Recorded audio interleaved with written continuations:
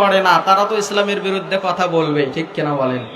যারা সুদ খায় তাদের বিরুদ্ধে যদি আমি ফিরোজ কবির হুজুর বয়ান দেই, আগামীকালকে আমার নামে সমালোচনা সে ব্যক্তি করতেই পারে, ঠিক কিনা বলেন? তার কারণ সে তো সুদখোর। ঘুষখোরের বিরুদ্ধে যদি আমি বলি, তো ঘুষখোরের গায়ে স্যাংটা লাগতেই পারে, আঁচল লাগতেই পারে, ঠিক কিনা বলেন? এই জন্য হক বলেই যাব, কার গায়ে লাগছে আর কার মাথায় লাগছে, কার শরীরে লাগছে, এটা দেখার কোনো সুযোগ নাই। হকের পথে থাকলে আল্লাহ আমাকে জান্নাত দেবেন, আর আমি যদি বেহকে থাইকা কুটিপতি হই, সুদের পাহাড় গড়াই, এরপরেও আমার আল্লাহ আমাকে জান্নাত দেবে? আরো জোরে বলেন, দেবে না? তো মা এবং বাবা দুজন মিলে নিয়ত করেছে যে যদি আমাদের একটা ছেলে সন্তান হয় মাদ্রাসায় দেব। কোথায় দেব?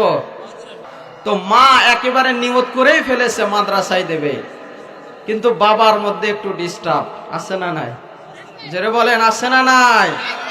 বাবা বলতেছে ছেলেকে মাদ্রাসায় দিবা কি ভাত পাইবো? কি বলে? মাদ্রাসায় দিবা ভাত পাইবো? স্কুল কলেজে পড়লে তাও ডক্টর হবে, প্রফেসর হবে, এমপি হবে, মন্ত্রী হবে, ম্যাজিস্ট্রেট হবে, কিন্তু মাদ্রাসায় পড়লে তো মোল্লা হবে। কি হবে? মাদ্রাসায় পড়লে কি হবে? মোল্লা হবে। মোল্লার